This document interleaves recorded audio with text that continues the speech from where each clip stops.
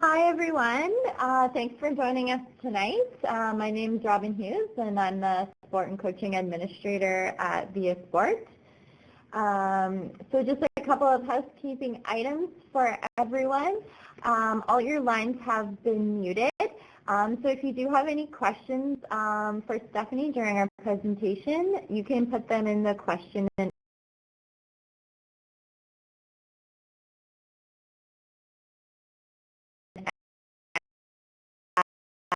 and Stephanie will address them during the breaks in the presentation. Also, I just wanted to let everyone know that this will be recorded today and available afterwards on the viaSport website under the resource section. So thank you everyone for joining us for the first Coach Professional Development webinar that viaSport is hosting. We are looking to do these opportunities every couple of months, and we will send out information about the next upcoming webinar, but it will likely be scheduled for early November. Also today, for being on the webinar, you will receive 2 NCCP credits if you are a certified coach, and if not, it will still be on your NCCP transcript. So please make sure when you do log in that you provide your full name, first and last name, otherwise we won't know who you are to give your credits to.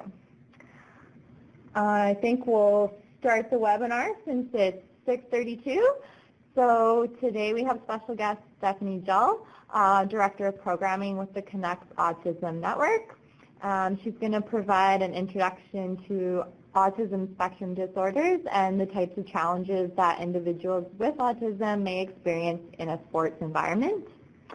The webinar will also introduce coaches to a range of strategies for supporting individuals with autism in inclusive sport activities. So I will pass it over to Stephanie. Okay, good evening everybody. Thank you for joining us on this very sunny and beautiful evening. I'm impressed with you that you're here, so thanks for joining me. And thanks Robin for hosting, and thanks viaSport for inviting us for this opportunity. As Robin said, today our goal is to provide an introduction to autism spectrum disorders and also give you a really quick overview of some support strategies that may be effective for you when you're welcoming athletes with autism into your programming.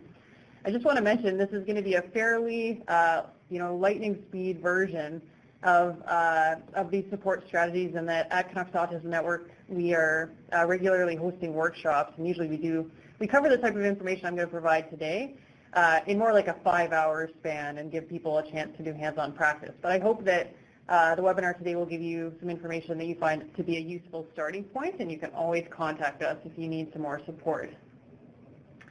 So just quickly, I want to give you a little bit of background on what Canucks Autism Network is. We're a nonprofit organization based in Vancouver. We run a range of adapted programs. Our core programs are physical literacy, learn to swim, learn to skate, gymnastics, and we have a host of programs for youth and young adults as well. And we offer those programs not only in the Lower Mainland, but in Kelowna and Kamloops and Nanaimo and Victoria.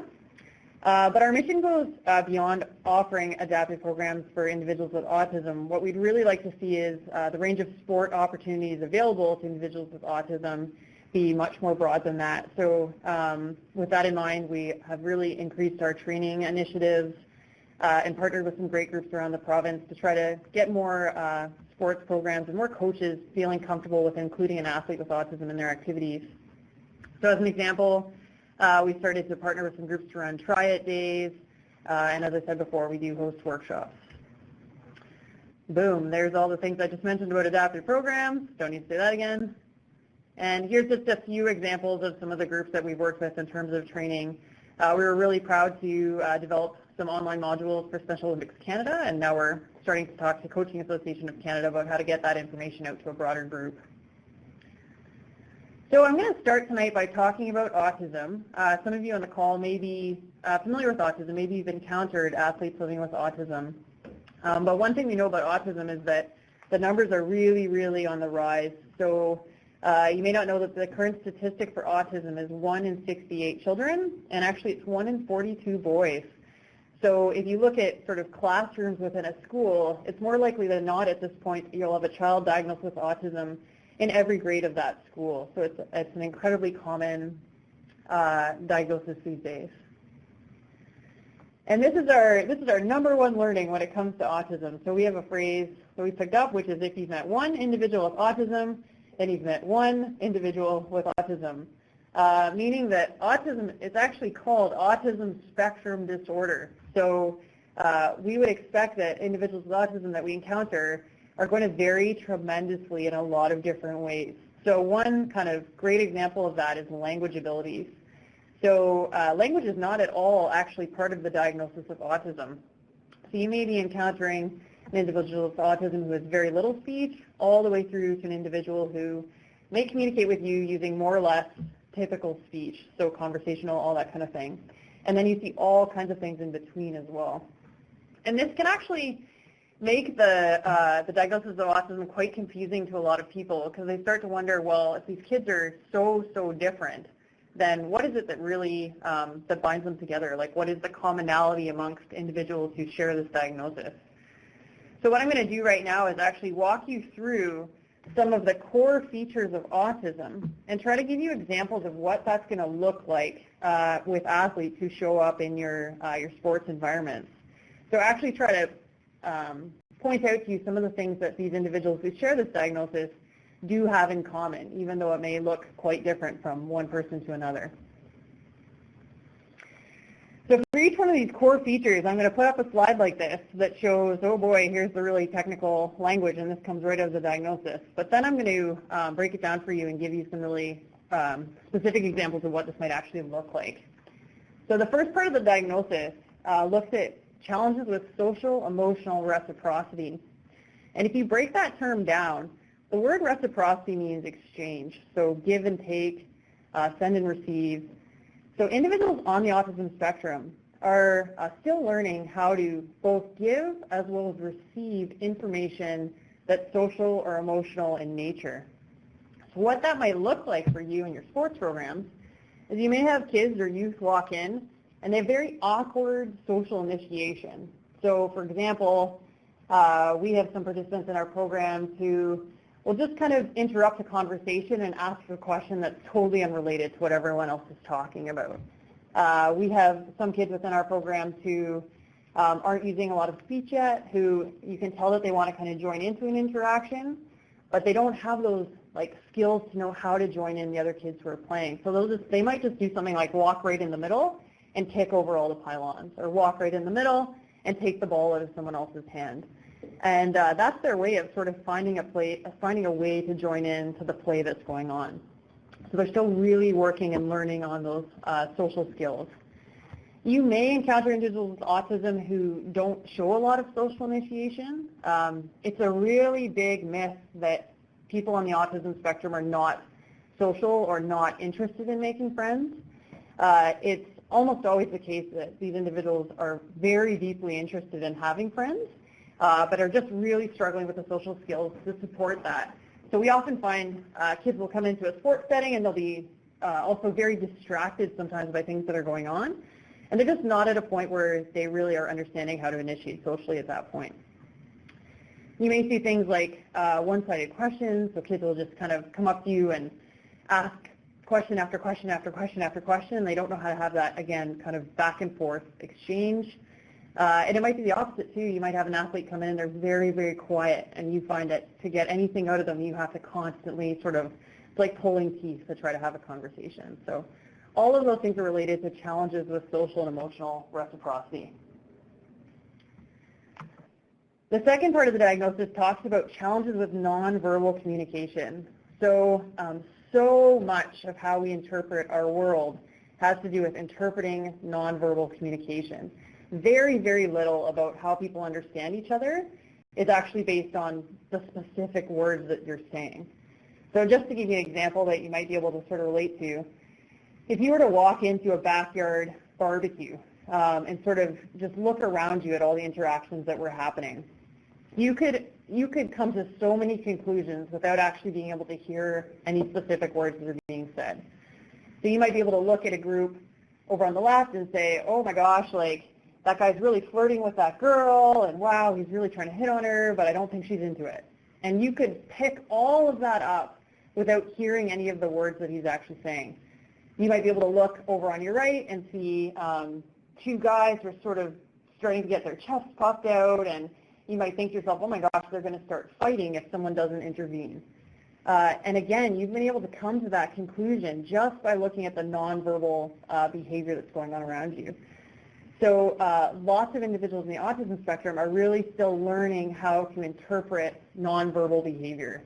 And that can make things a real challenge. So you may have participants who come to you and they just don't read tone of voice very well, for example. So I like to reference, if you've ever seen the show The Big Bang Theory, there's a character on that show, and he's always asking the question, is that sarcasm? Are you being sarcastic right now? Because he really can't interpret that in people's voices. We will have kids who come up and say to us, are you joking? Are you joking right now? I can't tell. And that's a perfect example of a challenge with reading nonverbal communication. You may have athletes in your programs who will take you literally. So as an example, I had a soccer coach say to me that she said to one of our soccer players, wow, you're on fire today. And the kid literally looked down at his clothes feeling scared because he thought, oh my gosh, am I actually on fire? So these are things that, if they're a challenge for your athletes, you're going to see it right away. You're going to realize, and you'll just be able to kind of adjust your behavior accordingly. Something else that people used to talk about a whole lot with autism was things around eye contact. And there are actually a number of adults with autism now who have really started to describe what it is about eye contact that they find challenging. And many adults with autism will say things like, I just hate the way it feels to sustain eye contact with someone. Or they'll make comments like, I can either look at you, or I can listen to what you're saying, or I can think about what I want to say. But to do both is very, very challenging. So, this can kind of pose some challenges for you as a coach, thinking about, okay, how am I going to know if this kid is listening? How am I going to know if he's actually picking up what I'm trying to explain right now? But, you will meet athletes who will kind of do a lot of eye gaze shifting.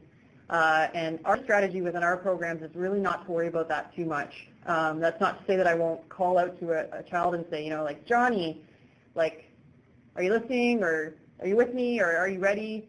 And I'll wait for Johnny to look at me, but I'm not going to expect Johnny to sort of stare at me the whole time I'm talking. And I'm not going to assume that if Johnny's not looking at me that he's not listening.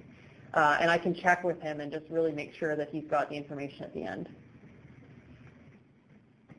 Okay, so the third part of the diagnosis looks at challenges with developing and maintaining relationships. To me, this is almost like an outcome measure. If you struggle with giving and receiving information that's social and emotional, and you struggle with reading nonverbal communication, you will have challenges developing and maintaining relationships. So the way that looks in our programs, we'll have kids who come in, and again, like, they may have an amazing imagination or be really creative kids, but they just have a hard time letting other kids into their play. You will probably encounter kids who come across as quite bossy. So we have this term in autism that we talk about called theory of mind, which means, can you read, can you understand that, like, can you kind of read what other people are thinking? And that sounds insane, but that's really what we do all the time when we read nonverbal communication. So you all have kids on your team who can pick up when the other kids are getting frustrated that they haven't been passing the ball today, or that they've been a hog or whatever. Kids on the autism spectrum may not pick those types of things up. And in fact, they may be very kind of single-minded, and this is what I want to do, and I have this idea, and I want to see this happen. And they have a hard time reading other people's perspectives. So again, what one person might look at and say, wow, that's really bossy, you could sort of learn to think about and interpret as, I think that kid just really has a hard time reading other people's perspectives. You may see kids who are withdrawn. Again, we tend to see that that's not because they don't want to be engaged with other kids. It's because they don't necessarily know how, or they've tried and it's not been successful. One thing that we talk to our staff and coaches about all the time is that, yes, they're sport coaches, but they're also, with our kids, social coaches. So a lot of phrases that we throw around all the time, things like, be a good teammate or be a team player. those kinds of things might need to be kind of explicitly explained to kids on the autism spectrum. If you think about that phrase, be a good team player, there's no actual information in that phrase. So, you can expect that or you could try something like if you're not seeing that happening, if you're not seeing the kind of behavior change you want to see after you say something like that, consider really breaking it down for that athlete to let them know, you know what, being a good team player means every time you're on the field, I should see you I shouldn't see you just take the ball all the way to the net and kick. I should see you make a couple passes. Things like how to lose graciously, how to win nicely might really need to be explained to an athlete with autism. Again, there's a lot of things about the social world that most of us really pick up intuitively that individuals on the spectrum may need to be directly taught. And I like to say, if they're not doing it, just maybe ask yourself, have I actually given them some specific information about what I want to see them doing? Okay, next part of the diagnosis is really, can be summed up to say repetitive behavior. So it's going to depend on the kid that you're seeing in front of you. It could be things like repetitive speech.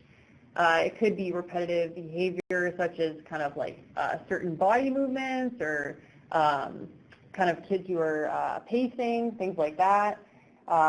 When we diagnose kids with autism when they're very young, one of the things we look at is how do they play with toys. So like a classic example of a child with autism playing with toys might be instead of playing with a toy car, they pick up the wheels and spin it. And they're more interested in that than they are in sort of the imaginative play side of things.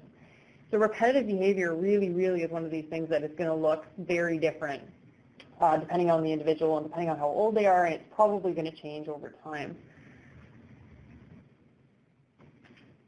Next part of the diagnosis, adherence to rituals, routines, resistance to change. Actually, when I do these presentations, this slide always reminds me to mention that when we look at the diagnosis of autism, there are going to be things on there that we can all sort of relate to or that we can all sort of see in people we know or within ourselves. And I think this is probably one of the most common examples of that. So there are not a lot of people in the world who really just love change for the sake of change or just kind of thrive when someone says, okay, everything's totally different now.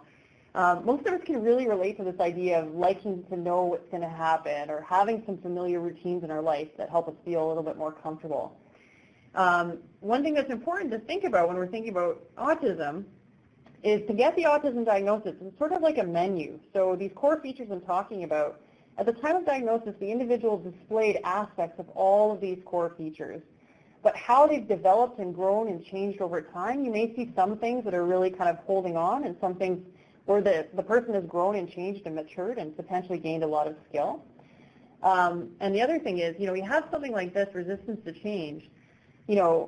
I'm definitely in this category. Like if I was to come home tonight and find that all of the furniture in my house had been rearranged, that would be hard for me.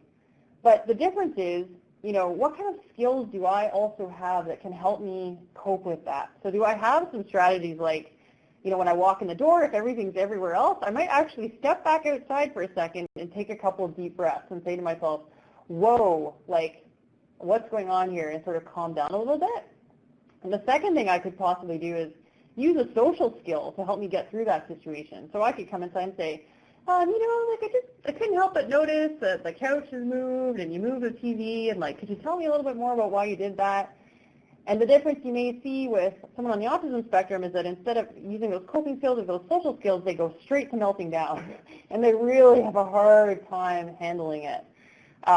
So again, back to the point of diagnosis, these characteristics at the point of diagnosis were present to the extent that they really significantly impacted the person's ability to function in day-to-day life, right? So although we can kind of relate to these different things, it's important to remember that, individuals may really, really be struggling with that kind of thing.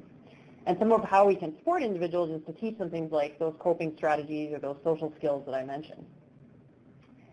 So how does this all relate to what you might see actually in a sports activity? Well, if you change the schedule or there's something that's brand new, that might be quite stressful for the athlete that you're supporting. A classic sign of this is when you sort of see that repetitive questioning. So when are we going to do this? When is this going to happen? Who's going to be there? When, what, over and over again. Sometimes we see individuals that we work with that just really love arranging things in certain ways and having them sort of be in these kind of predictable patterns. We got lots of kids who really like pylons. Okay. Okay, moving forward, we're getting towards the end here. So restricted interests that are normally in intensity or focus, again, lots of people sort of anecdotally refer to these as special interests. I'm going to argue that every single person who's listening in today, you have your own strong special interests. So for me, one of my special interests is talking to people about supporting kids with autism. And tonight I'm going to spend 2 hours straight talking about that. And again, what's the difference? The difference is that I have the social skills to know how to navigate when and where and with whom to talk about my special interests with. So you guys have all voluntarily signed up to be here, so I'm feeling pretty confident that it's okay to talk to you for 2 hours straight about my special interests.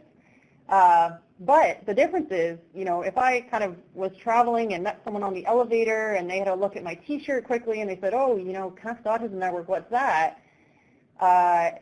There's kind of, and then I told them, so I said, oh, you know, like we're a nonprofit, we run adaptive sports programs, kids with autism.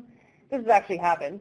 So usually I get one of two responses. It's usually either like, whoa, like my neighbor has a kid with autism, or my nephew has autism, or my brother has autism, in which case I will continue to talk about my special interests. So I'll say, oh, that's, you know, okay, that's interesting, like where do you guys live, or whatever. I might try to talk to them about some resources or whatever. The difference is if, you know, if that person then turns around to me and I say, oh, I work for Canucks Autism Network, blah, blah, blah, blah, blah, and they say, oh, and I can read their nonverbal communication and I can tell, okay, they're actually not super comfortable talking about this topic, I might change my behavior to then say, oh, so like, isn't it great that we're getting some more sun? Like, isn't this September actually really turning out to be really nice? I'll shift my behavior based on whether or not that person wants to engage in my special interest. You may meet some individuals on the spectrum who don't do that. So it's like, I want to come and talk to you about Minecraft, and they talk to you about Minecraft, and they talk to you about Minecraft, and they talk to you about Minecraft, and you're kind of saying, like, maybe in subtle ways, maybe with nonverbal communication, oh, like, I think it's about time that we get started with practice, and they're still talking about Minecraft. You know, again, sometimes it's better to be quite specific and quite direct in our communication, just say, you know what, we can talk about Minecraft for 10 more seconds, and then I got to go start practice. You really might need to kind of support and help them to know when and where to talk about their special interests. We have kids who use it as a motivator. You know what, let's see you run through that drill 2 more times, and then you can come and tell me something about Minecraft. So that works too. Okay, last part of the diagnosis. Some people kind of have this vague idea about how individuals with autism may have sensory differences. Lots of people think of hyperreactivity, so meaning that you know, maybe individuals with autism are really much more sensitive to light or sound, for example. What most people don't realize is there's also this category called hyporeactivity, meaning reactions that are much less than you would actually expect to different sensory aspects of the environment.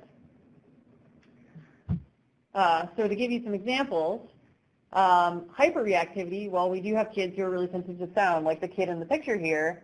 He wears these headphones because he just feels a lot more comfortable. And it's, by the way, no problem with communication. If I walk up to that kid and I get down to his level and tell him what I need him to do, he has no problem hearing me. So we do sometimes meet kids who are a little bit hypersensitive to sound.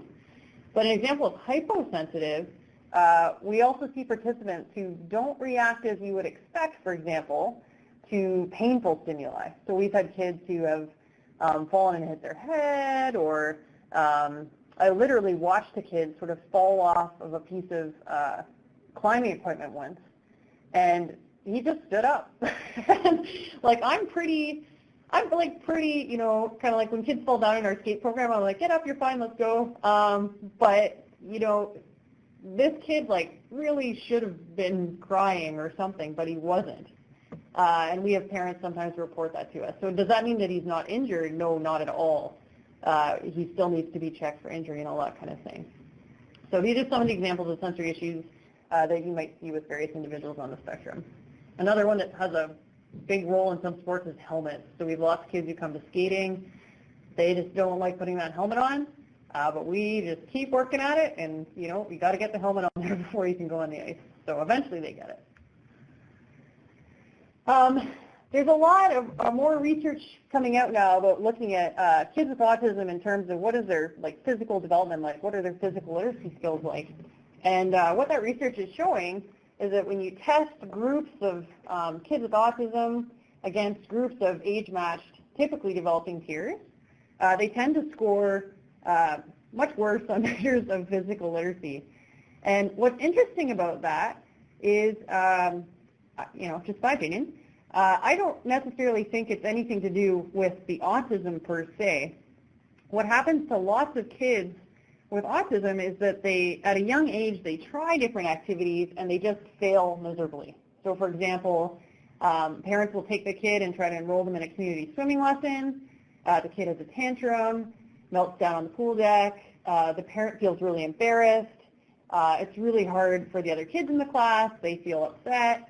And the parent thinks, we're never doing that again. Even things like taking their kids to the playground. If you've got a child with autism who has a hard time waiting and sharing equipment and things like that, again, the same scenario can come up where the kid has a hard time on the playground, the parent feels embarrassed, the other kids have a hard time, and the parent thinks, nope, we're done. I'm not bringing you here anymore. As a result, we have lots of kids who enter some of our adapted programs, and they're 9 or 10, and they really haven't had much chance to build physical literacy skills. They've kind of been systematically excluded from most environments where we would build those types of skills. So, and really, every environment that I can think of where you build those physical skills, it's almost always also a social environment, particularly for kids. When we're adults, we can kind of go in swim lanes or working out in the fitness center and put our headphones on and whatever. But kids tend to do this stuff in groups, and it tends to be social. And those things can really, really be challenging for kids with autism. So at the end of the day, all this is just to say that if you're making the effort to include a child with autism in your program, in your sports program, I really commend you, because it's going to help to address this issue. And hopefully as kids with autism get involved in sport and physical activity at a younger age, we'll start to see that gap close with their peers. So at this point, I'm going to take a break and see if we had any questions. Oh, we do. Look at this. What are some suggestions for checking to see if an athlete is paying attention to what you were saying? That's a great question. It depends on your athlete for sure, but some of the types of things we might do is say, I can do a verbal check-in with an athlete. So I can say, can you tell me what we're going to do next? And see if he can actually reiterate to me what it is I've just asked all the kids to do. I can say to an athlete, can you show me? And that's a really effective one for lots of kids. So if I've just been demonstrating, for example, how I want their foot to contact the soccer ball, I can actually put a soccer ball at that kid's feet and see if he can do it. So that, that relies a little bit less on speaking ability and communication and things like that. So it's really going to be context specific, but definitely, just as you would with any of your athletes, kind of asking those check-in questions can work really well for kids on the spectrum too, for sure. Any other questions at this point? Remember, oh, we got another one. Whose job is it to diagnose someone with autism? That's a great question too. So basically, the way the system works in British Columbia is that first families need to go to their family doctor, and they need to get referred to something called BCAN, which is the BC Assessment Network, basically. And that's a team of kind of specialized medical professionals who are available province-wide. It depends where you live. And most families end up getting their assessments through that BCAN network. That's a publicly funded system. You can take a child, again with a doctor's referral, you can take a child for privately funded assessments as well. In general, if you're curious, the autism diagnosis is based on both kind of live observation and real-time kind of testing, as well as quite an extensive parent interview. So it's kind of a two-part thing. I've got another question. What are your ratios in the CAN program? Well, that depends. So for programs with older kids, it's a little bit less. For programs with younger kids and some of our programs where there's a bit more risk or a bit more need for physical support, like swimming and skating, we have higher ratios, but it does range. So we have both paid staff as well as volunteers in our programs, and the ratio can look anywhere from 1-to-1 to more like 5-to-1, 7-to-1. It just depends really on the activity and the context of what we're providing. All right, I'm going to move forward, and then of course if you have more questions, just pop them in that box and we will get to them, no problem. Okay, so here's the part that I said is going to be kind of like lightning speed, but that's okay. So I'm going to basically group the support strategies that we're going to talk about tonight into 3 sort of headings. The first is sort of coaching in general, so communication tips, ways that you can set up your coaching environment a little bit that hopefully will promote some success. The second portion, which is something that I tend to get the most questions about in live presentation, is just sort of, I mean, the alternative name for this would be behavior support. So how you motivate kids to do things. That's how I actually think of behavior support, is really actually it's a question of motivation most of the time. And the third part that I'm just going to throw in at the end are a couple of quick ideas around supporting autism in inclusive sports environments, which is, there's some different aspects and challenges to that, so I will touch a little bit on those too. Okay, so we'll start with coaching strategies. In general, communication tips. So again, when we teach the live workshops, we do quite a bit more kind of practice and role play around this, but I'm going to throw a couple quick tips at you tonight. So I've already given you a couple of examples of how when you're communicating with individuals with autism, you may just need to be a little bit more direct and specific than you're used to. So one other example of that would be lots of kids that we support often struggle with waiting. So if you're setting up a drill or something and the kids need to kind of wait in line for a second for their turn, if you say to a kid something like, you need to wait nicely, just be aware that, again, that phrase actually has no specific information in it for your athlete. So we'll say things like, I need you to stand on the red line, keep your hands at your sides. When I give you a high five, it's your turn to go. Okay? So just really breaking things down a lot. The other thing around clear, direct, and specific is just keeping your, as much as you possibly can, and it's really hard in real life, but keeping your instructions short. So we have this tendency to stand in front of a group of kids and say, okay guys, today we're going to do this drill and it's going to help us focus on this and we're going to learn this and blah, blah, blah, blah, blah, blah, blah, blah, blah. And we do that even with very young kids. And it's actually quite a humbling experience if you stand in front of your group of kids and deliver all that information and then really look around and ask yourself, what percentage of this group of kids, how many of them do I still have their attention at the end? And with young children for sure, I'm sorry to say it's not going to be that high. And we find with our kids, they tend to be a little bit more distractible, and of course this information is transferable not just to kids with autism, but also things like ADHD or FASD, very similar challenges. So we really work with our coaches and community coaches on getting their instructions short. And the other suggestion we like to throw in is this concept of show and say. So when we're watching coaches in our programs, I will say to them, I should always see you both say and show what you're trying to get the kids to do right now. So even right now when I'm talking to you on the webinar, I'm blah, blah, blah, blah, blah talking to you, but you're also getting this little visual point form thing. So that if, God forbid, your attention was to wander for a minute, which I'm sure it couldn't possibly wander on a webinar, you can at least go back and look at the slide and say, okay, she's still talking about communication, she's talking about show and say. Okay? So show and say can look really, really different depending on the age of your athletes and their abilities and what works for them. But I'm sure you're already doing this. It's just a matter of doing it more systematically sometimes. So things as simple as when you explain something, do it at the same time. If you're explaining something, have a peer or one of your athletes come up and demonstrate it at exactly the same time as you're saying it. Coaches naturally do things like pull out a whiteboard to show how a drill is going to happen. All that stuff is really, really helpful, and it helps us get away from that kind of blah, blah, blah, blah, blah, blah, blah, blah, blah, long string of instructions. And if I wasn't able to sustain attention the whole time, now I don't know what to do. Okay? So we really encourage that concept of show and say. The other thing we really encourage coaches to think about is adding more visual cues to their practices. So what's great about visual cues is it really, it literally gives a target, right? So instead of being able to understand everything that's been said or remember everything that's been said, you can see it as you're going along. So I just put a couple examples up there.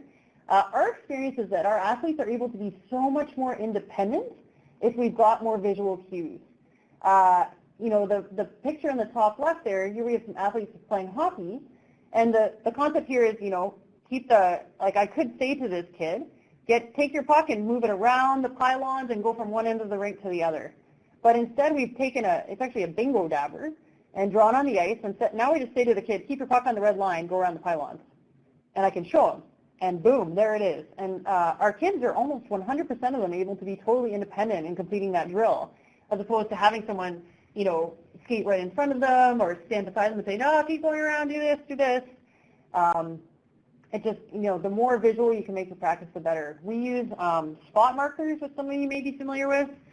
I consider them to be very overpriced, but they can be extremely helpful. So those are like those kind of flat, rubbery, colorful mats that you can buy. So we have one set of orange spot markers. And I've seen our basketball coaches, for example, will have the kids, dribbling the ball around the line in the gym, which is a visual cue in and of itself.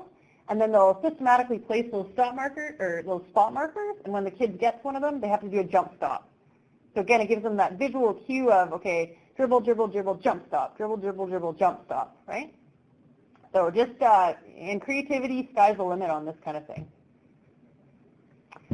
Modeling, just to speak to modeling briefly for a second. So modeling is like our go-to thing that we do as coaches. So when we're trying to explain to kids how to do something, what we tend to do is model, and that's great. Don't take it out of your repertoire. It's a really good thing to do and helps lots of kids. The one thing I'm going to ask you to consider is modeling really only works under these two conditions. So number one, the participant you're trying to coach has to actually be watching your model. And just remember, like it or not, sometimes the kids will not be watching. Okay? The second part of that is obviously that the person can see your model and then do what you're showing them how to do. And we just know that that's not going to be true in all cases, right? So kind of extending from that, if you've got a participant who doesn't really sit and watch or doesn't stand and watch or can't copy what you're showing them, modeling is not going to be enough. So I'm going to talk in a second about a couple other things that you could try if modeling is not an effective strategy for the participant that you're supporting. Just to give you a couple examples of this, I always kind of chuckle to myself when I watch a swimming instructor model a front float for a child, and then by the time they put their head up and look up again and get out of the water, they realize the kid is halfway across the pool, right? So they've used best of intentions with modeling, but it's really not going to work, okay? Example of not being able to copy emotion, I do lots of physiotherapy, and the physiotherapist is constantly showing me what she wants me to do, but that doesn't mean that I can actually then go ahead and just do that action perfectly. I usually need a bit more support than that, mostly because my body doesn't really move the way it's supposed to. So what can we do? What are our other options? What other kinds of supports can we think of? Physical guidance. A lot of people I talk to have a real hesitation and a real kind of worry around physical guidance, and I can understand that for sure. And in some sports, it's so second nature to people that they provide lots of physical guidance, like gymnastics would be a great example of that. But in other sports, it's not as common. And some people really think that, oh, kids with autism, they have all these sensory challenges. I don't think I can ever touch those kids. And that's definitely a myth. I've literally supported hundreds of kids in our programs over the past few years, and I can tell you there's one kid who I haven't been able to do physical guidance with of all of them. And the keys to providing physical guidance in a way that's going to be effective are things just like you would do with lots of your athletes. So it's doing things like approaching from the front. So if you kind of suddenly do something from behind, that might be startling to the person. Explaining what you're doing. So in the picture, this coach might be saying, okay, I'm gonna show you where you need to put your hands, right? Moving slowly, Just being predictable, all those things. If those things are in place, most of the athletes we support do very well with physical guidance. What I really like about physical guidance is the kid is successful so quickly. So if I just show this kid where, like really put my hands over his and show him where to put his hands on the bat, he's got it right away. It also feels good for me as a coach because I'm successful right away, as opposed to like standing 3 meters away from him and kind of being like, move your hand up, turn it to the side, move your thumb, no, your finger's in the wrong place. That can be frustrating too. So I like to get us to a point where we're both successful as quickly as possible. Yeah. Also, like you explain this to the kid, you put their body in the right place, and they feel it in their body right away. That's very much how I feel with my physiotherapist is once they actually provide that guidance, then I can feel it. I can feel, oh, that's how it's supposed to feel right now. So, something to consider. We've also found it very effective for some of our participants where the coach modeling is not effective. If we have a buddy or someone who's just kind of close by with the participant, that can be quite effective. So as opposed, and that's as simple as putting the kid not right at the front of the line when they're doing drills, making sure that he's had a chance to see several other athletes do the drill before he has his turn. So simple things like that can also be very helpful. This concept of task analysis is also really worth thinking about as a coach. So you have a lot of athletes who you can sort of demonstrate a skill once, and they've got it, and they get it as one large chunk. Sometimes we find that with our athletes with autism, we just need to break things down a little bit more than we might have to with some other athletes. So as an example, like this action, I've got the guy there doing a bench press. Seems very simple, but is really made of all these tiny parts. And sometimes it really, it's going to challenge your skills as a coach to just really see where the person is at, what they're doing, and where we can take them next. So a little story about this, we have a couple of gymnastics programs that we run in partnership with local gymnastics clubs, and we work with some fantastic gymnastics coaches. And they will consistently report this to us. They'll say, you know what, one of the things I just find when I work with your kids is that I really just have to be able to break down the skill a little bit more than I'm used to with some of our other kids. And once I've figured out how to do that, how to break down that skill, I find I'm so much more effective. So something to consider. Breaking down a skill, how you do that, there's kind of 3 ways you can do it. One is you can actually do the skill yourself really, really slowly and just think about what all those miniature actions are. You can watch someone else do it, same thing, really slowly. And sometimes it's about just consulting some great resources that might be out there for you related to your specific sport that do a great job breaking things down for you. I just want to quickly mention that Canucks Autism Network this fall is launching an online resource, and a lot of what's on that online resource will be what are called video models. So there's a ton of research on video modeling for athletes with autism. Not athletes with autism, individuals with autism. We haven't seen as much in the sports world yet, but we're quite confident that it works because we've been doing it a lot in our programs and seeing some really cool results. So a video model in its simplest form is just showing the person a video of whatever it is you want them to do, and then saying to them, okay, now you try it.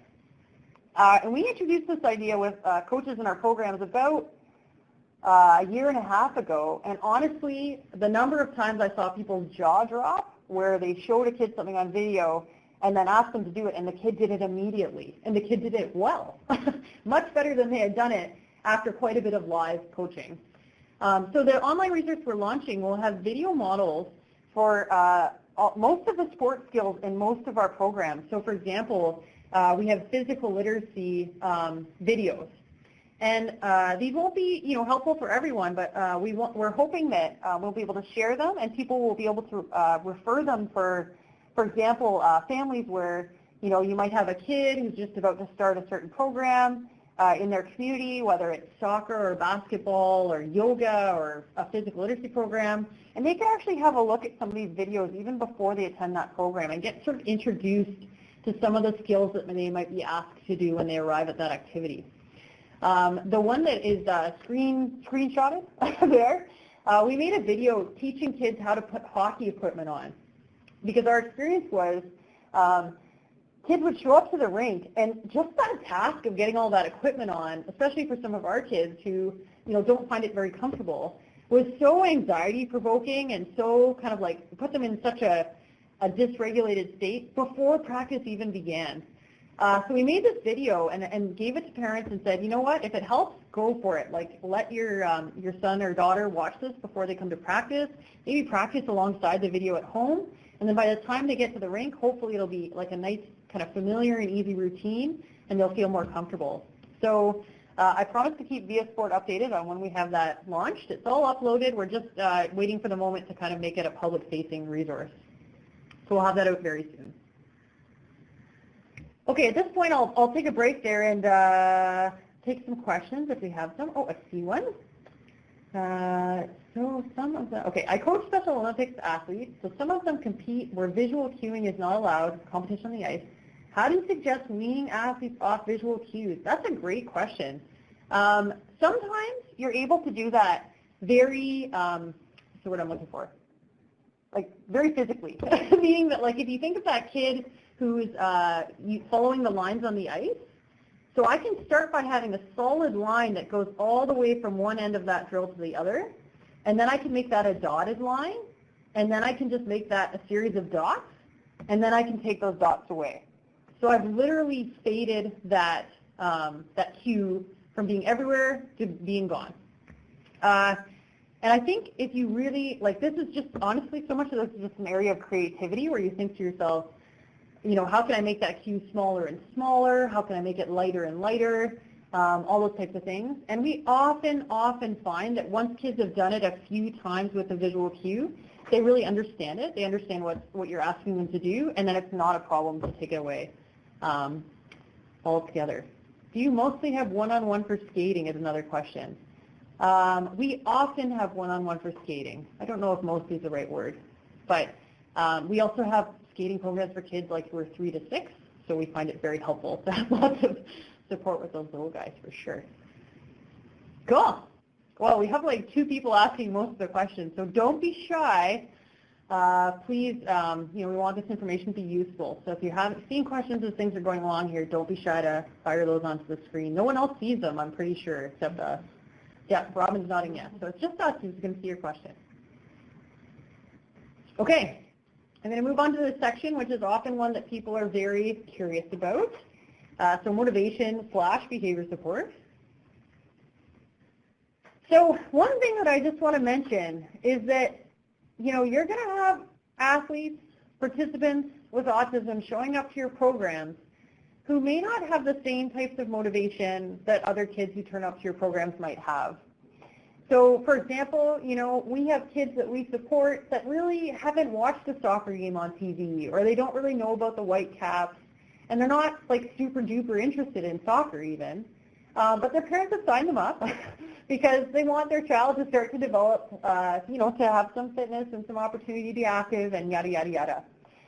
If we think about for ourselves, or for many of the athletes we support, they're quite motivated by things like, making the rep team or winning the championship and all that sort of thing.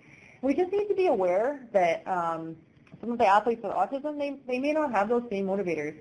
In fact, some of them might actively resist the activity to begin with.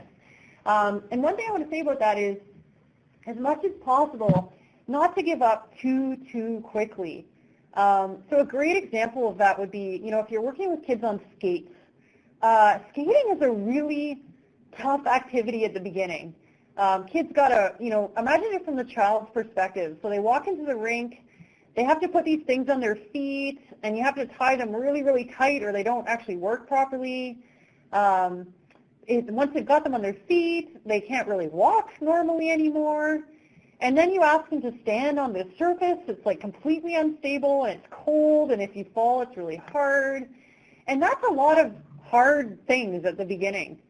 But if you stick with that child, and they can actually get to a point where they experience what it's like to glide and what it's like to turn and how fun skating can be. We know this is true for typically developing kids too, right? If you put young kids on skates. Then they get it, and then they have that thing that we call intrinsic motivation, right? And they may not have that at the beginning. And just, I just want to give that encouragement that sometimes it's going to take a little bit of extra time, but it doesn't mean that the kid, so often I see something like the kid tries it once and people say, I don't think he likes it. I don't think this is the activity for him. As much as we can possibly be a little bit patient and see if we can get to a point where they actually get to experience what is fun about that activity. That said, not every sport is right for every kid, and that's okay too. I just want to mention for a second the power of rapport. So people, will come up to me and say, like, how do I get this kid to do things? And the first thing I say is, as much as you possibly can build a relationship with that kid, it is 99% of the battle. So if we think back to the coaches that we tried the hardest for in practice, or the teachers that we really tried hard in their classes in school, almost always they were people that we liked. And if we can get to a point with the athletes we're supporting where they like us, it really helps to kind of encourage the child to take risks and step outside their comfort zone. And again, this is true for every athlete we support, not just athletes with autism. But you might need a little bit of extra investment to get that relationship with your athletes with autism, but boy, is it ever worth it. Quick things like finding out from the parents, what is it that your son likes? And if they say, oh gosh, he's obsessed with the Canucks, and you spend just the first 15 seconds when he walks in that door and say, did you see the game last night? And you give him that chance to engage in something he's interested in with you, he will start to see you as a more valuable person than if it's kind of always all about, other things. So take that time to build a relationship wherever you possibly can. It will pay off in spades. Simple stuff, again, like coaching 101, right? And particularly with young kids. We know that if you've got young kids, it's kind of that games with aims idea. If you've got a drill and you can turn it into a game, you're going to have so much more interest and enthusiasm from the kids that you're supporting. And again, sometimes some of the coaches who really wow me the most are the ones who can be so creative and just find a way to build that into what they're doing. So little things like I've seen a swimming instructor say to a kid who didn't want to do any floats but loved Star Wars, and she knew that he loved Star Wars. She just said to him, let's do an X-Wing ship today. And all of a sudden he's doing floats because he thinks they're X-Wing ships, right? So little tiny things, calling, like seeing how many points you can get and making it a game to get lots of points and making it somewhat like Minecraft or Pokemon Go. It takes you so far. This whole next section is the type of stuff where in a live workshop we'd spend a lot of time and do quite a bit of role play on these sorts of things, but a brief introduction to some of these ideas. First then, what a powerful phrase. If you've never heard it before, it will literally change your life working with kids. So this is how you and I get through everything we have to do in our day.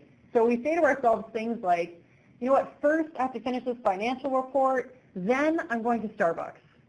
Right? And if we can, one of the issues that we see with lots of kids we support is that they just get so stuck in the moment when they're doing something they don't like, and they can't see the light at the end of the tunnel.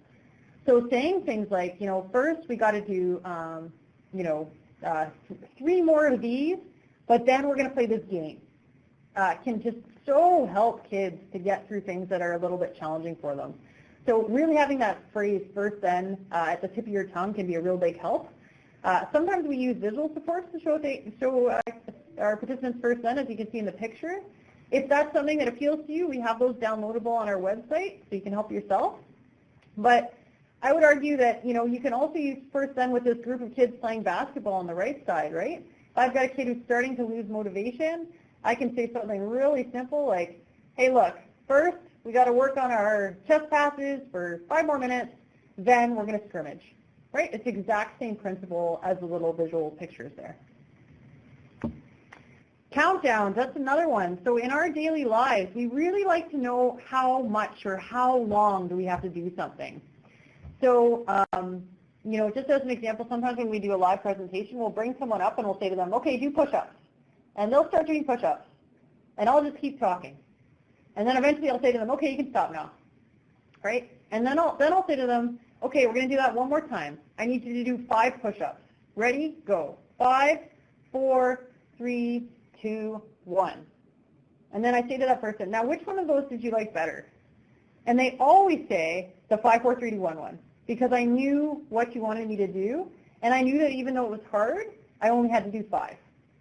Right? So this giving kids a countdown or some way that they can keep track of how many they need to do, again, can be so, so helpful. So the picture on the left, we're using, again, a visual. So this is literally a visual support where the kids can see 5, 4, 3, 2, 1, also downloadable for our website.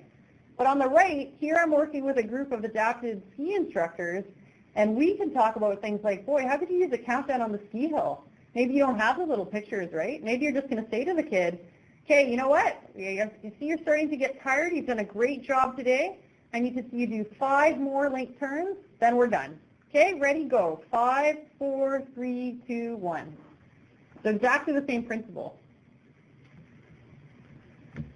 Timers we find also very helpful with lots of athletes. So the kid on the left is seeing how long does he have left in his break before I need to get him to get up and start skating again.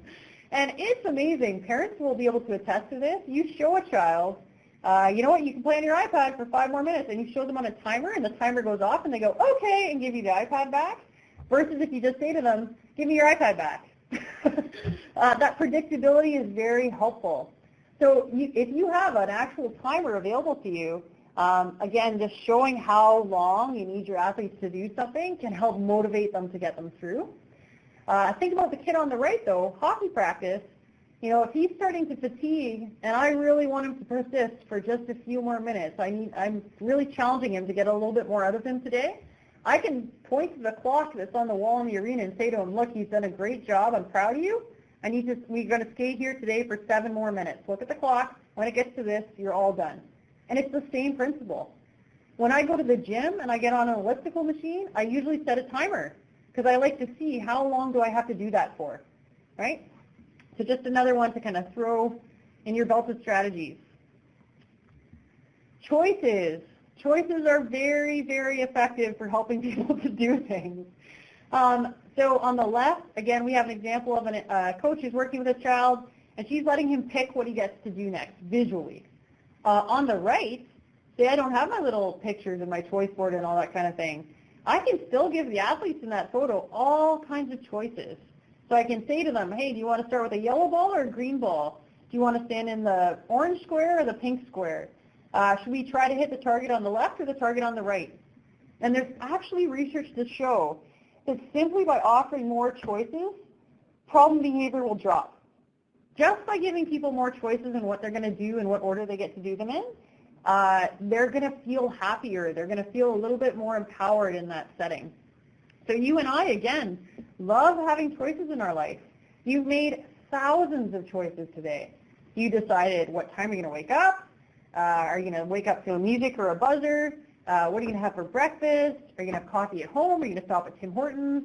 Are you going to take a car? Are you going to take transit to work? We like choices. When you get to work, it's really nice to be able to pick what you're going to do first. So for me, I don't start with my expense report. I hate that thing. I start with, I'm just going to bang off a few emails. That's nice, a nice, easy way to ease into what I have to do. And it's a lot nicer for me to be able to pick that than if someone was to dictate to me, do this, do this, do this, do this, do this, do this, right? And in the context of a practice, there are hundreds of what we might think of as actually kind of quote-unquote meaningless choices that if we offer them to our athletes, you're more likely to get their buy-in. So again, do you want this ball or this ball? Do you want to start here or here? Do you want to stand next to this kid or this kid? Easy, easy, easy choices that we can offer that will probably help us get more buy-in. Another one that we found very effective, it's very similar, is kind of having point systems. So showing kids like the one on the top left, this is really a little guy, and we're showing him, look, you get 10, I think there's Spider-Man on that one, and then you can go play on the trampoline, right? You can do that with one-to-one or you can do that with a group. It works awesome with a group of little kids actually, showing them. And boy, do they ever love that part where they get to put the Spider-Man on the board. It's like their favorite thing. On the bottom picture, we've got a group of older athletes in a hockey program, and we're showing them, look, you got to go through the drill 8 times, then you get 2 minutes of free time to go shoot pucks on the net. Okay, and again, it's helping them track how much do I have to do before I get some payoff. And so many of our athletes, it's that thinking ahead, knowing that, yep, you got to do something hard right now, but it's not going to last forever, and when that's done, this other thing is going to happen. And that other thing that's going to happen is not like you get a box of Smarties, or you get to go to Disneyland. It's really stuff that's embedded in your practice anyways, but you can use as a motivator because you know it's a little bit something that's a little bit more preferred by the athlete. Starbucks does this to you every day. Did you notice? Okay, so they say to you, first, buy 30 overpriced coffees, then you get a reward. You get 1 free coffee, right? It's exactly the same system as you see on the pictures on the left, okay? Visual schedules, very, very helpful for lots of our athletes just to simply be able to see what's going to happen in the practice. Will reduce their anxiety. This comes very much back to that part of the autism spectrum which talks about loving routine. This helps when we build good routines into our practice. It helps our athletes feel more calm and they can focus and kind of just get down to it faster. Sometimes we'll use what that schedule looks like can look very different, again, depending on the group of athletes that you're working with. So often we use a group schedule, like you can see in the picture there. That's one of our awesome coaches who works in our PIV program, our partner program with them. And she's showing the whole group, look guys, this is what we're going to do today. It's written on a whiteboard, there's a little picture next to each one, and that really helps lots of the group to be able to focus a little bit better. Everybody who's on this webinar, I guarantee you use your own visual schedule. So my visual schedule is called iCal, right? Some people have a visual schedule called Google Outlook calendar. Some people's visual schedule is called their daybook. Some people have a visual schedule called Mom's Kitchen Calendar. Everybody needs a visual schedule. And if someone was to take away your visual schedule and all of a sudden you didn't know what was going to happen, you'd probably feel a lot of anxiety. So we provide a visual schedule wherever we possibly can just to let people know what's going on. And notice the one on the far right, it's not incredibly specific. It just says baseball, right? Baseball could be a whole bunch of different things. And yet, even having that level of knowledge about what's going to happen can be really, really helpful for lots of our athletes. Briefly, I just wanted to mention this concept of activity stories. We found that with lots of athletes with autism, giving more information up front, we call that front loading, can really help with reducing anxiety when they get to the activity itself. So that watching the video models would be another example of something like that, where they can see what's going to happen, and then they show up, and when someone asks them to do it, they're like, oh, okay, I know what you're talking about. So an activity story is a short, basic story that just sort of lets the participant know in advance what's expected. On our Canucks Autism website, we have an activity story for each of our sports that we offer. So if you want to see lots of examples, that's a great place to just go and have a look. You can just download them right off the website. Sometimes it's all about the routine, and sometimes it's also maybe sneaking in a couple of expectations. So to give you an example of that, we ran an adapted ski program, and that was an incredibly important program to have these kind of front loading for the kids, because we wanted them to know, first you have to wait in a line, then you got to ride up a gondola, then you got to go to the equipment room, then you got to wait for someone to go get your equipment. But we also threw things in there like, when you sit on the chairlift, it's important to sit and keep the bar down, right? So kind of key safety points can also be outlined. But just a really quick through what this might look like. Notice that this is not made on a highly technical or sophisticated program. This is literally Microsoft Word, and we've cut and pasted some pictures that we liked and typed the sentence in, and we just save it as one document. So it's a pretty easy thing to kind of do a homemade version of. And if you have parents, we actually have a lot of parents who say to us, do you have they call them social stories is another name for these. So do you have a social story for this program? We will just point them to the ones on our website, and sometimes they're like, oh, it's not specific enough, and we'll just explain to them how we did it, and they'll go ahead and make their own. Okay, but even modeling one after some of the ones on our website might be helpful for some of you, and might not. That's okay too. So multi-sport camp, I get to play with other kids. There's going to be fun coaches. We'll play 4 sports each day: softball, football, soccer. We'll have a special surprise. You know what's the best about this? We can make it whatever we want every day. It's great. Okay, so that one rotates. We're going to run, kick, throw the ball, pass the ball to friends. It's going to be lots of fun. Okay, so something even as simple as that can really help some of our kids because we're just giving them some information up front about what to expect. We have a video version for our hockey activity story. Unfortunately, the link's not working, but that's okay. So that'll be another one that we have within our online resources when that gets all launched out. Okay, do we have some questions at this point? Yes, we do. Wow, here we go. Good. Yeah, lots of time, so fire your questions. Okay, do you have any recommendations for children that fixate on a certain color? Oh yeah, that's a good one. For example, the kid will only use red equipment, yep, and not engage with the rest of the stuff to the detriment of the group, i.e. the game just won't work because the kid will not give up on the red one. That's a tough one. We do see things like that from time to time. We certainly have kids who fixate on certain fun things that are happening. You know, you can try, there's a whole whack of different strategies that you could try for that. And just know that this might not be like super smooth and perfect, but negotiation strategies are great. Sometimes written down can be nice. It's almost like a little contract with your young athlete who loves red. So things like actually writing out for them on a whiteboard or somewhere, like first, number 1, red dot. I don't know what the red thing is that he likes. Number 1, red ball. Number 2, different color. Number 3, red ball. Number 4, different color. So kind of like this is how it's going to go, right? Like you're going to get the red, and then you get something else, and you get the red, and then you get something else, and gradually fading in to the point that maybe it's 1, 2, 3, 4, 5 are yellow, blue, orange, green, purple, and number 6 is red. So you're sort of fading in over time the expectation that you don't always get the red every other time. But maybe, you know, so much of this is working with kids at the point where you feel like they can be successful and then pushing them. So if that means having the red equipment every other time for the first couple times, and then fading that to every third time, every fourth time, every fifth time, might be helpful for you. And, you know, that might work, that might not work. Sometimes you might have to build in a little, you know, first use the blue ball once, then you can do this other thing that you really, really, really like to do. Good job, you used the blue ball. I'm so proud of you. Wow, you're so amazing. And then we get a turn with the red ball. And then again, okay, now first try the yellow ball. Then you can come and be the co-team leader with me, right? Whatever it is that's going to motivate that kid. Okay, this is a cool question. If the child exhibits repetitive motion and pacing, do we interrupt them? Excellent question. And again, everything I'm going to say, I could obviously start with a, well, it depends line.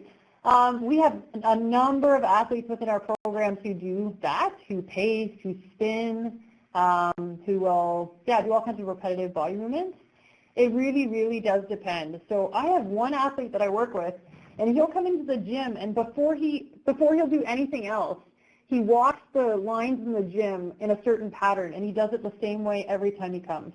So he walks in, he walks like the red line, and then he walks along the blue line, and then he does this other thing, and then he comes and joins the group.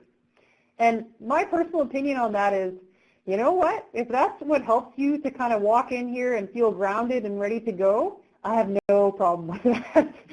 On the other hand, I've got one little guy that we've been working with, and he's a great kid, and he's very athletic, and he spins a lot. His body just loves to move, and I will interrupt that. So if we're kind of, you know, about to start something else, I'll go up to him and I'll say, okay, you know, Johnny, like 3 more spins, 2 more spins, 1 more spin. All right, time to do this. And then sometimes I might need to show them, like, okay, you know what, we got to do 1, 2, 3. Then you get a break. And then if he wants to go and spin again, he can go and spin again. But again, very, very context specific. And I apologize for that because I know that's always such a cop-out answer, and I hate it when people say that to me, but I'm doing my best. Any tips on how we can help the non-autistic kids in the group be with the autistic kids? Yes, I'm going to actually talk about that in a minute. A comment I'll make right now is, boy, it depends so much on your group, and it depends so much on how old they are, and it depends so much on the characteristics of the kid that you're supporting who has autism. So sometimes there's really, really simple ways to help your athlete with autism feel like part of the team and all that sort of thing. And sometimes it's much more challenging, and that's just the reality of it. Let me come back to that a little bit when we get into talking about our next section here. What would you suggest to do if an athlete is nonverbal and seems to be frustrated? Should you just leave the athlete to calm down? Another great question. Actually, there's a part that I often talk about that I didn't put into this presentation, which are what I like to call some of the quote-unquote common sense strategies. Before I came to my work with Canucks Autism Network, I used to work as in a consulting role, and I worked with lots of kids in schools and lots of kids in homes. And probably the number one question I would get is, what do you want us to do when X? Like when he hits someone or when he swears or when whatever. And to be really honest with you, when kids are at that point and they're so frustrated, it's not a teachable moment. That's a real myth that people kind of hold on to is, this is the time when he'll learn that da-da-da-da-da.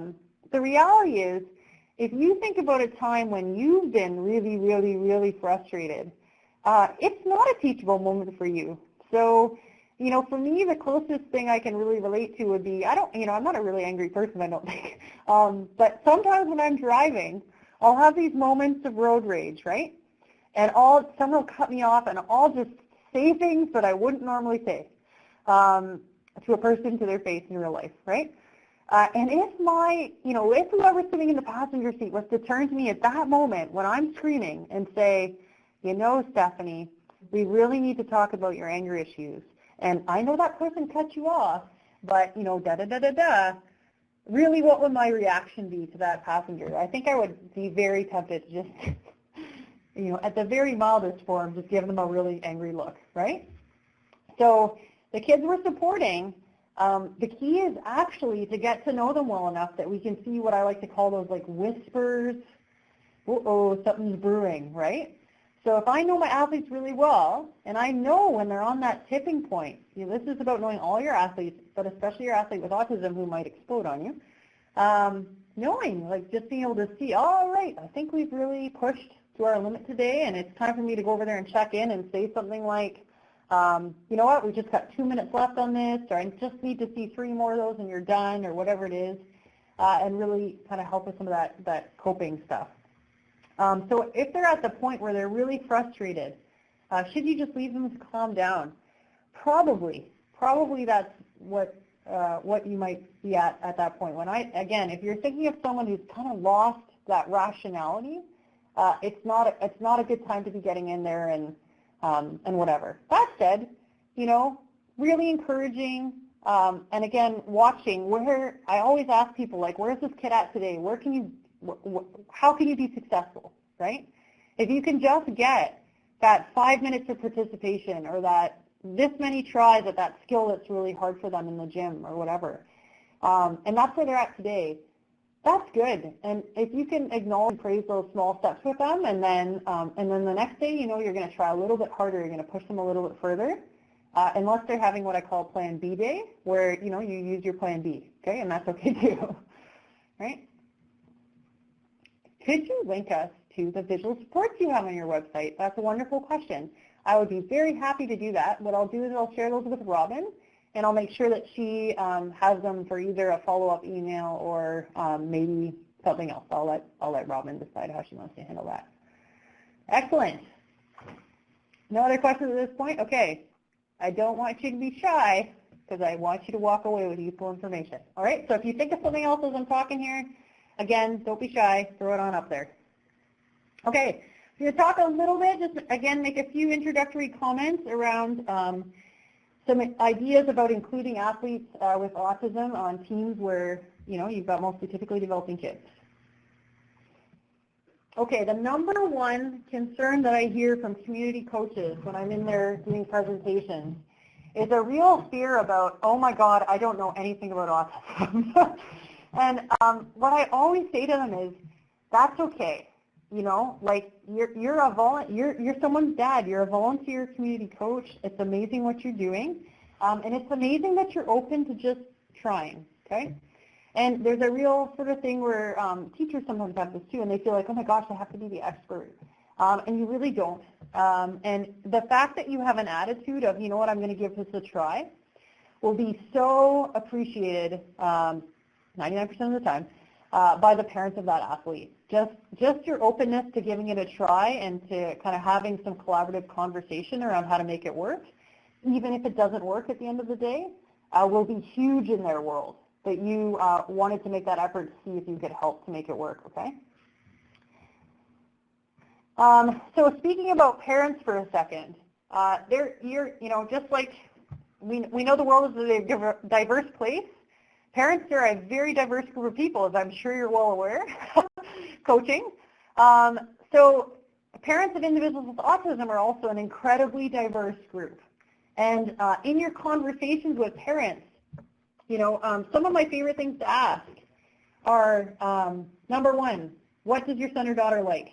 Is absolutely my number one most important favorite question to ask parents. Because again, if I can spend those 15 seconds here and 10 seconds there engaging with their child on something that they really are passionate about, I find it helps me so much to develop a relationship with that athlete, and it's so helpful. My second favorite question to ask parents is there anything I should avoid? Is there anything that's really kind of a really tough trigger? It's really interesting what parents will say to you, and it's almost always super useful. So some parents will say to me things like, if you say no to him, that's a real trigger word for him. If you can just say, like, I need to see you blank, he does so much better. So as opposed to saying, like, no, don't do this, just say to him, do this. I need you to do this right now. He responds 100% better, and you get the same outcome that you wanted. So that's really helpful too. The third thing I'll sometimes ask parents is there one tip you would give me about how to interact with your son or daughter when I'm trying to teach him something, to try to coach them? And parents are often, that's a tough question for them to answer because they sometimes have to go, whoa, okay, so boy, like my kids had all these different plans over time and I got to rack my brain and think about the one thing. But that's a good question because then they really do have to think about that one thing.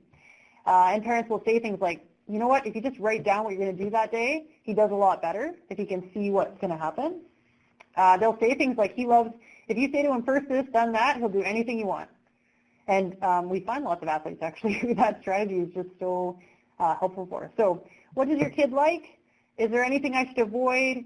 And what's that one tip you would give me about a way that I can make kind of my coaching interaction more successful? So parents, sometimes it's appropriate to sort of chat with parents about whether, it's very appropriate actually, to chat with parents about whether they'd like to be involved in talking with your team or what is their, because the reality is you guys are going to have athletes with autism who you know have autism and athletes who you think they have autism, but you don't know if they have autism, right? For your athletes who you know have autism and the parent has come to you and said, my son has autism, I really want him to give this baseball a try, da-da-da-da-da. Some parents out there actually are very, very good at communicating with even the whole group about their son or daughter. So the parent who's pictured here on the left in the, what do you call that, plaid shirt, that's a dad who actually goes into his son's classroom every year and talks to them about his son and what autism is and what are some of the things that his son finds easy and some of the things that his son finds hard. And he makes it a very open conversation where the classmates can ask questions, any question they want, like, hey, why does he do this? That's really weird. And he just wants to help to give more information and answer those questions. So sometimes that might be an option that's available to you. It might work, and often it might not be, and that's okay too. Okay? But chatting with the parent a little bit as much as you can, I'll tell you, like things that parents have told me in a 30-second conversation have paid off in such big ways with their son or daughter in the program. So if I have that quick chance to touch in, it's definitely helpful. And even just, I also find that even just showing that attitude of, you know what, I'm glad your son's here, and I'm gonna try my best, and I need your help. I need your help to know how to make this work. It means a lot to parents to hear that. And if it doesn't work out at the end of the day, they will so appreciate that you brought that attitude and you tried, right? Even if it didn't work out at the end. So talking about autism with teammates. Sometimes parents are very, very open about the diagnosis, and their son or daughter knows they have autism, and they'll talk about it. And they're used to having people talk about it around them, and it's not a big deal. So sometimes as a coach, that might be helpful for you to be able to talk to your team about, you know what, so-and-so has autism, and this is what it means. And again, get this language from the parents. We're actually working right now on some downloadable resources exactly in this area, so some quick things that people can sort of say to explain a little bit about some of the challenges that you might see. And when you have that conversation, and again, always check in with the parent before you have this conversation, because there are kids out there who don't know that they have a diagnosis. Sometimes you might want that athlete to be there, and because those kids are like, they love answering questions about autism, and they're happy to say, this is really hard for me, and I'm not very good at this, or they'll say, like, I am really good at this. But, you know, sometimes it's good if the kid is not there, so that the teammates can just ask those questions that they want to ask and feel like they have a safe space to do so. I have really, in my conversations with community coaches, I have found this to be the most consistently brought up thing that coaches will say has helped them so much. So I'm sure lots of you are familiar with this idea within your various sports organizations, but having a code of conduct that somehow references your team values can be a huge help with including an athlete with diverse abilities of any kind, right? So if you're able to say to your, if the kid with autism on the ice, you know, does something and it's kind of whatever, and you can reference back to your team and say, you know what, guys, hey, here, we're all about effort. He made a good effort. That's what we want to see. I want to see all of you go out and make a good effort too. It can help to kind of explain through some things that might be happening.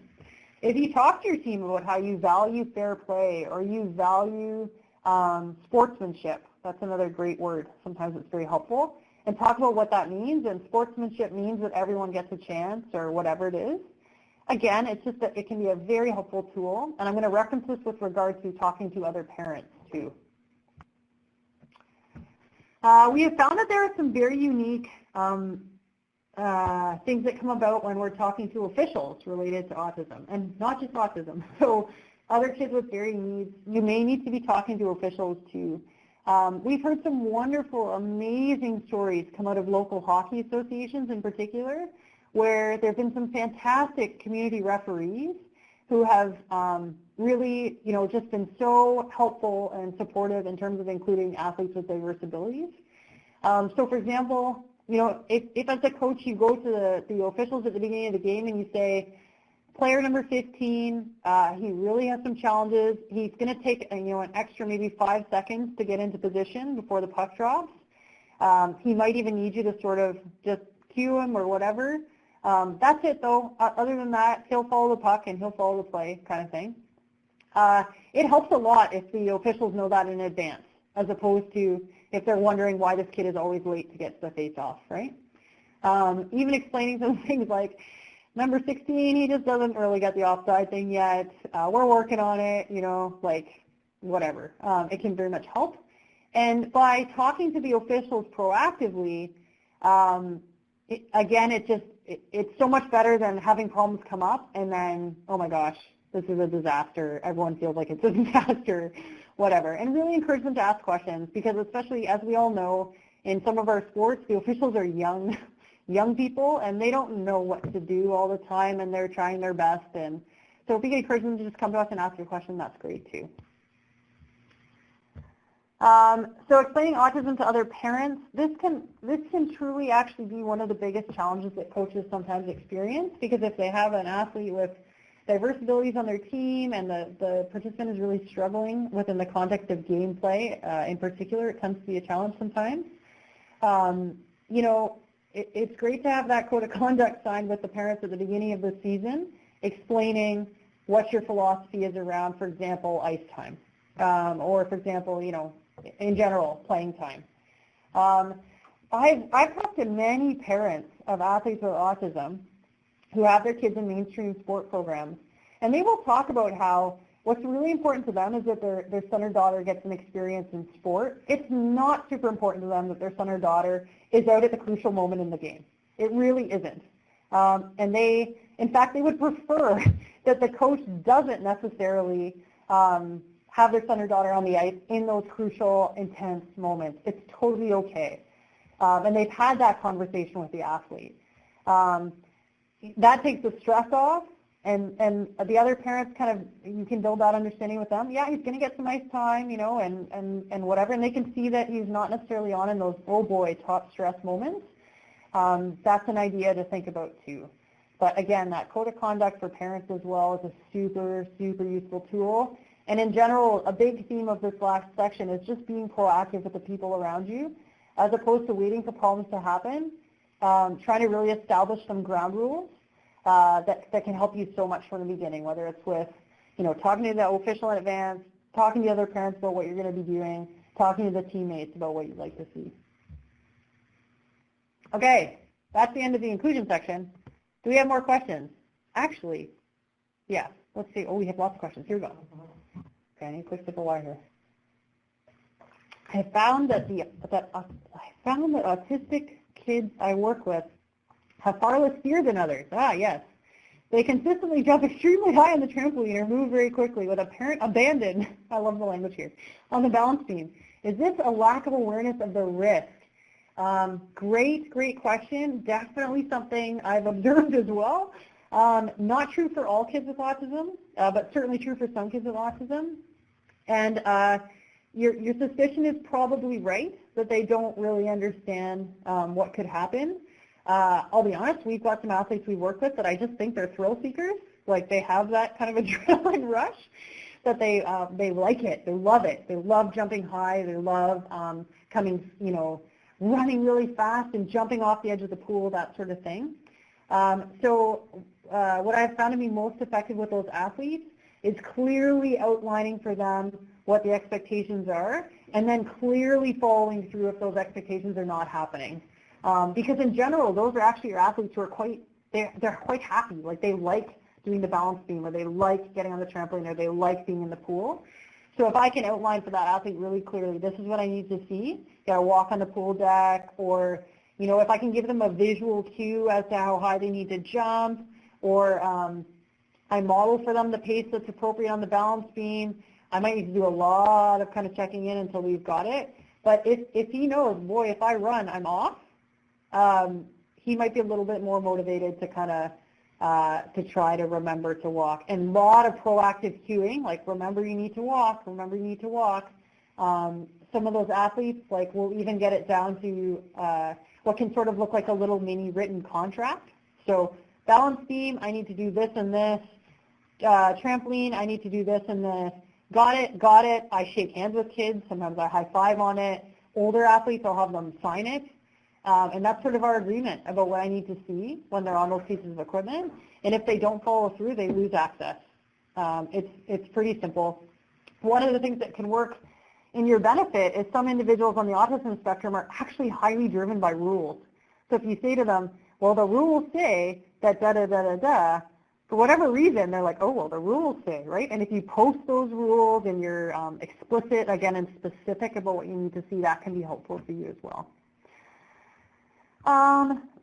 Oh yeah, okay, so I don't feel like I adequately addressed the earlier question about helping the friendships on your team, right? And because I'm seeing another question pop up here about friendships. So sorry, I forgot to pause and mention that for a second. So what friendships look like with athletes on your team who have autism, who don't have autism, is going to differ really dramatically, again, depending on the characteristics of that athlete you're supporting, as well as the team that you're working with. Having that code of conduct that says, you know, we support our teammates, can be that wonderful reference point to encourage your athletes to get involved with the athlete who has autism. So on some levels, that can be, you know, it means so much to some of the athletes that we support to just be given those high fives by teammates. Like, that's it. If they come off the field and they get the high five, wow, they're pretty darn, like, they feel really quite good about that. Sometimes it's doing things like in practice, making sure that they are not systematically excluded ever. So it's things like proactively, again, setting up, you're going to be so-and-so's buddy today in the passing drills, whatever it is, just so there aren't those situations where, okay, guys, find a partner and da-da-da-da, and this kid never gets picked, right? So that can also really help your athlete feel more included. I'm going to make the general comment that lots of the kids that you'll be seeing who have autism are sadly quite used to this. So they're at school and they're struggling with having friends and knowing how to do that. And the most effective ways you can support it are just find ways to almost structure it or build it in. So simple things like every time he comes off the field, let's give him a high five. Or every time he comes off the ice, let's give him a quick pat on the head. Or when we do the passing drills, we make sure he's got a buddy. Those kind of simple things really, really, really do go a long way. And even if it doesn't blossom into a full, traditional friendship, it certainly helps that person to feel like they're in an environment where they're supported, where they're valued, where people want them to be there. And that goes such a long, long way. These kids don't, they'll be very, very happy with that. Even if no one's kind of inviting them to the birthday party or whatever it is, simply feeling like they're at a place where people acknowledge them, they acknowledge their effort, they include them in those simple little ways, really, really is valuable. And it might not be perfect, and we might hope for more, and sometimes more does happen organically. But if we can, as coaches, just set up and make sure that those simple things are happening, it does go a long way. Okay. This is a good question, too, I can already tell. Currently in my program, we have a very limited number of volunteers.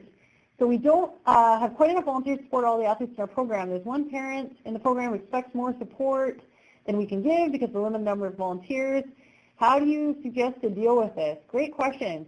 So a lot of the times in my travels, this is the reality. Like it's one thing for coaches to be equipped with information. I think that's a really important first step, and there are some pretty simple foundational things that coaches can do that will really help their practice run more smoothly, simply by the leadership that they're providing and the way the practice is structured and that sort of thing. And if you want that in-depth information on that, then I suggest like a full-day kind of training opportunity.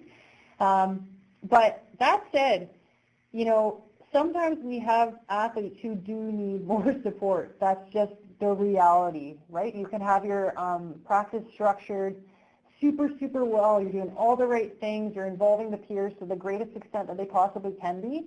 And yet this athlete is still struggling because he just needs more support. That's where, again, it depends very much on what your situation is. That's where I've seen the best results with people who get quite creative. So sometimes it's things like I travel quite a bit around the province, and sometimes I'm in small towns, and people will say things like, you know what, I just went to the high school, and I talked to the principal, and I said, do you think there's anyone who would be willing to volunteer?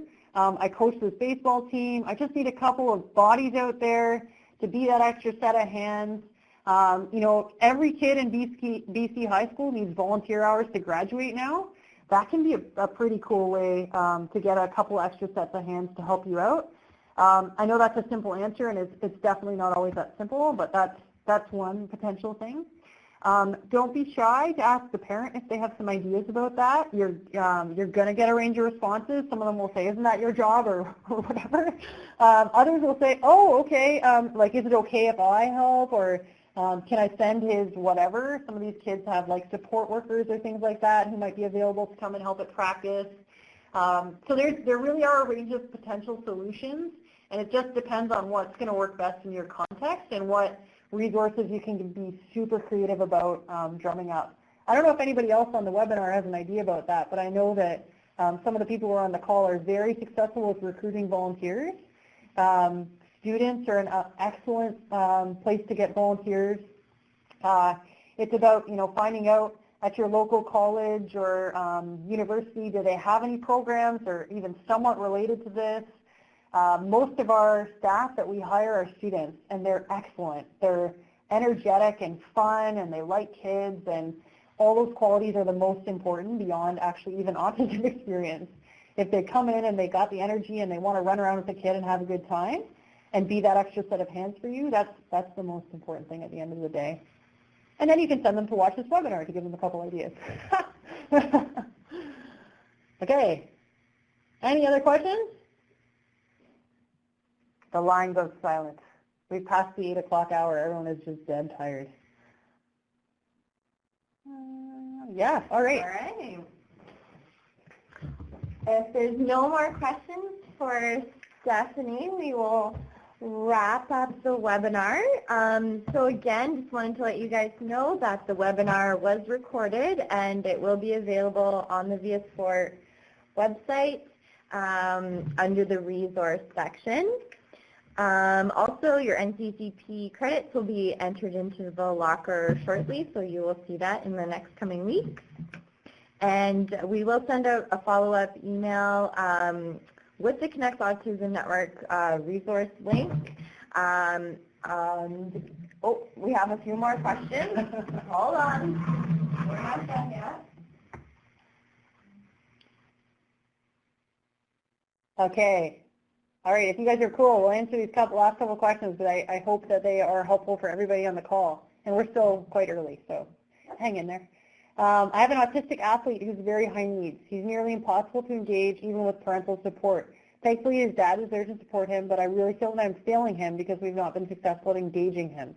Even getting to hold the ringette stick with 2 hands is a challenge. Any suggestions?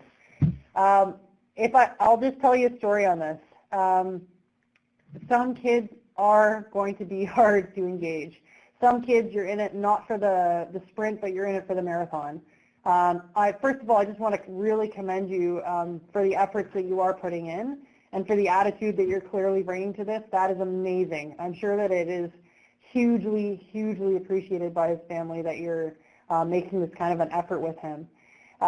We have an athlete in our hockey program who I think may be similar to the individual you're describing here. This kiddo, he's actually quite a big kid, he loves to skate, like will whip around the rink. You were talking about kids who have no sense of risk. This kid definitely falls in this category. However, put a hockey stick in his hand and try to get him actually engaged in the drills or the game or any of that was a real challenge. And it has taken us, we've had him now for 2 years in the program, and actually this past spring, for the first time, we hosted an adapted tournament. We had teams from around the province come and compete in Surrey. And this kid was on the ice, playing shifts, not often touching the puck, but occasionally touching the puck, and in the right area of the ice. And boy, was that, like, it brought tears to the eyes of all the parents who had watched him over the past 2 years because it just took a long time. At the end of the day, ringette may or may not be the right sport for this athlete, and that's okay too. I think that's something that we need to be open-minded to, is that I've seen a number of athletes go through several different sports until they find the one that does stick. So it's a tough question to answer via webinar, via text. See what you can find out about what motivates that individual, see if you can incorporate that within your practices. Be patient, know that it might take a while for that participant to get to the point where he's actually engaged. This might be a marathon participant that you're supporting here. And just really, you say you feel like you're failing, you're not failing. You've got that guy out there giving it a whirl. Everything about that to me screams success and something that you should really be congratulated on. So yeah, so hang in there. Might take a while. Don't be shy to realize that maybe ringette isn't the right one. That's okay. That's not a failure. You did everything you could there. And also see what you can learn from Dad about what motivates that guy and see if you can build some of that into your practice as much as humanly possible. Something hilarious, short story about my guy who I was mentioning before with our hockey program. We found out that he loved to celebrate. Like, he would watch YouTube videos of NHL players doing the celebrations that they do after they score goals. And it was hilarious. He would come to the rink and mimic those celebrations. And everyone was, like, cracking up. It was so funny. This is a guy who's not super communicative. So he'd just show up and start whipping around the rink and doing the celebrations. It was such a joy to watch because he was clearly having so much fun. But we built that in. So we built it into, you know what, first take the puck, go take 3 shots, then we'll go do celebrations. And he loved it. And that was one of the tools that we used to gradually get him more and more engaged in all of the activities of the practice. So I hope that helps. Can there be a specific session for community reps, umps, and officials? What a great idea. You are the first person that mentioned that idea specifically. I think it's awesome. And as I said, we are starting to build some of these kind of downloadable kind of tips and resource sheets. We've had a ton of requests for those. So at some point we would like one of those. We're creating one for the official, but maybe a session is a great idea too. I think everyone else who typed just wrote a comment. Okay, well, Canucks Autism, if you Google our website, you'll find the visuals that I mentioned. That's the place to watch for the online resources. You can find my contact information there. It's just Stephanie, STEPHANIE, at canucksautism.ca. If in doubt, just call us or send an email to the general contact page, and they'll put you in touch with me. I'd be more than happy to follow up with any of you about other questions that you might have. Perfect. So I think we'll wrap things up. So like I said, you will see your NCCP credentials put on there in the next couple weeks as that goes through the locker. And we will send a follow-up email directly with the Canucks Autism Network resources. So thank you again to Stephanie for coming in, and I hope everyone enjoyed the webinar, and you can join us in early November for our next one. And thank you to viaSport for taking leadership in this area. This is really, really awesome. Thank you so much for the platform to hosting, and so we can share some of this information. Perfect. Cool. Thank you so much, guys. Have a great night.